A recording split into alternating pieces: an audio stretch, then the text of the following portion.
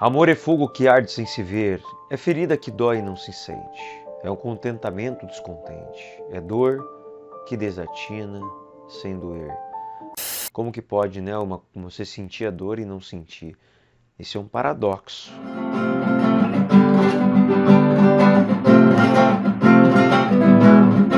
Beleza, galera? Eu sou o professor Carlos, este é o canal Prof. Carlos Muchacho. Sejam todos bem-vindos, sejam todos bem-vindos. Então hoje é um videozinho que eu vou fazer de língua portuguesa, de um assunto extremamente importante chamado funções da linguagem. São 6 tipos de funções de linguagem, tá? Essas funções, todo gênero textual que a gente pensar, todo, não tipologia textual. Tipologia textual é algo maior, né? Os gêneros textuais são inseridos naqueles poucos tipos de tipologias textuais. Então, gêneros textuais, história em quadrinho, textos que têm revistas, jornais, todos os tipos de textos que você encontra na internet, todos eles estão representados em 6 tipos de funções de linguagem. Então vamos para essas 6, vamos entender um pouquinho, saber do que trata cada uma delas, né? Vou mostrar aqui alguns exemplos e qualquer dúvida que vocês tiverem pode colocar aqui para mim nos comentários. Mas antes disso, caso você goste, pode curtir, se você ainda não me segue, segue aí para você ser notificado também, clica aqui no botão vermelho, pra você saber um pouquinho sobre todos os vídeos aí que eu produzo e que eu publico todas as segundas-feiras. Vou deixar também na descrição para você me seguir nas outras redes sociais. Qualquer dúvida que você tiver relacionada a esse vídeo, sugestões que você quiser dar para os próximos vídeos, coloca para mim aqui nos comentários também. Então vamos lá. Então olha só, estava aqui arrumando o som, por isso que eu me atrapalhei aqui, estava aqui parado olhando para o som. Então aqui vamos falar um pouquinho sobre essas funções da linguagem, né? Então são 6 tipos de funções de linguagem, né? Como eu falei, elas servem aqui para você pensar o seguinte. Todo texto, todo gênero textual, independente de qual tipo de texto seja, ele tem alguma função, normalmente tem uma, mas existem textos que têm mais de uma, né? Então olha só, ele pode ser emotiva, conativa, metalinguística, ou relacionada à metalinguagem, fática, poética e referencial. Tá? Pode ter alguns outros nomes que estão relacionados a isso que eu estou falando.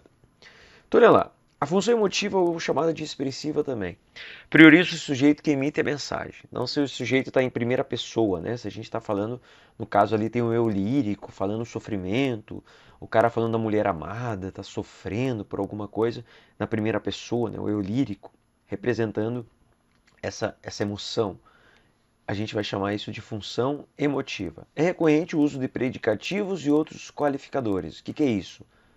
Adjetivos? Locuções adjetivas? Orações subordinadas adjetivas? Claro, porque você está colocando qualidades, está colocando características, está enfatizando dessa forma. Tá? Vamos ver o exemplo. Eu não aguento mais, todo dia é um problema, toda semana eu tenho que ajudar alguém, eu preciso ter tempo para mim. Por que a função é emotiva? Veja que está em primeira pessoa, você está expressando a sua emoção. Desabafo emocional do sujeito que fala. Então é chamado de função emotiva. É comum que as funções trabalhem juntas. Por que eu estou falando isso? Veja o poema aqui do Manuel Bandeira. Manuel Bandeira não, Manuel de Barros, desculpe. Ando muito completo de vazios. Meu órgão de morrer me predomina. Estou sem eternidades. Não posso mais saber quando amanheço ontem. Está rengo de mim o amanhecer. Ouço o tamanho oblíquo de uma folha. Atrás do acaso fervem os insetos. Enfio o que pude dentro de um grilo meu destino. Essas coisas me mudam para cisco. A minha independência tem algemas. Você vai falar, professor, mas isso aqui é uma função emotiva, está em primeira pessoa, ele está falando do sentimento. Sim, mas ele também é função poética. Porque perceba que ele apresenta uma subjetividade da linguagem. Ele está escrito de uma forma de uma poesia, de um poema, e não em forma de prosa, né? Então olha que eu coloquei aqui, ó, apresentando um cuidado com a linguagem, de modo que a mensagem ganhe efeito expressivo, função poética. Mas por que também é emotiva? Por que tem as duas funções? O Euler expressa estados subjetivos do seu ser, né? do seu eu. Tá? Vamos para a função poética, então, mais especificamente. Prioriza a mensagem, a linguagem, né? Os aspectos simbólicos, subjetivos. Então a gente está falando aqui, claro, a ferramenta da estilística, né? Para garantir maior impacto à força do conteúdo. Vamos ver. Ando muito completo de vazios. Meu órgão de morrer me predomina. Estou sem eternidades. Então é tanto função emotiva quanto função poética nesse caso, tá? Tem algumas informações escritas, mas eu vou, caso eu falando, alguém vai dando uma lida aí, fique à vontade. mas eu acho que não há necessidade de eu ficar lendo, né? Vou comentando, explicando, que eu acho que é melhor, fica mais dinâmico. E vamos para os textos. Função referencial e denotativa. Você pode pensar a função referencial assim. Por mais que ele priorize o contexto, a linguagem visa a precisão das palavras e tal. Tem que pensar que o referencial é um texto objetivo. Como assim? Você vai escrever uma dissertação argumentativa, uma dissertação expositiva, um resumo, vai pegar lá um texto científico. Todos esses textos têm a função referencial, denotativa. O que é denotativa? Ao contrário da conotativa, é uma relação direta, é uma relação objetiva, é uma relação que não vai te dar outras interpretações, ele vai te dar a verdade. Você vai apresentar uma notícia, né? Aconteceu um incidente ali, alguma coisa que aconteceu na rua próxima à sua casa. Você vai apresentar um texto com função referencial. Beleza? Receita de bolos, sorvete, bula de remédio, tudo isso é função referencial. Não, você não pode ter mais de uma interpretação, ele tem que ser direto, tem que ser objetivo. Não expõe seu juízo de valor a respeito do tema, apesar de descrever aspectos que categorizam a fruta, o autor, claro, aqui no caso específico, porque está falando de uma receita, né? Beleza? Vamos para o próximo. Função fático de contato. Por mais que aqui eu estou dizendo, se concentra no canal, você tem que pensar o seguinte, você vai estudar uma história em quadrinho. Tem lá uma historinha em quadrinho de qualquer personagem. Vamos pegar uma historinha lá do Gaturro, da Mafalda, sei lá, do Condorito, ou os mais famosos aí de língua inglesa, né, o Garfield, tem outros diversos. A gente tem a Turma da Mônica e tudo mais. Tá. A linguagem estabelecida, a comunicação ali que se estabelece no diálogo é chamada de função fática ou de contato, mas é comum se chamar função fática na maior parte dos vestibulares, concursos, Enem e assim por diante. Não acredito que isso está acontecendo. Sim, estou ouvindo. Veja, é muito comum apresentar essa fática, né, essa faticidade dentro de uma linguagem, de um diálogo, de uma história em quadrinho, é bem comum. Tá? Metalinguagem, metalinguística. Muita gente já estudou, né? O pessoal que vai estudar vai se aprofundar mais na física, ou até, às vezes, em outros tipos de linguagem, não só a linguagem física tradicional, né? Tradicional entre aspas, mas tudo bem. A metafísica é a física, o estudo da física explicando a própria física. Metalinguagem é a linguagem explicando a própria linguagem. Acho que eu falei explicando aqui, me atrapalhei. Quando eu pego um dicionário, o dicionário é um exemplo de metalinguagem. Usa-se a língua para falar da língua. Quando você pega um aviso, este aviso tem intenção de, está usando a metalinguagem. Tá? Veja uma poesia do Carlos Drummond de Andrade aqui.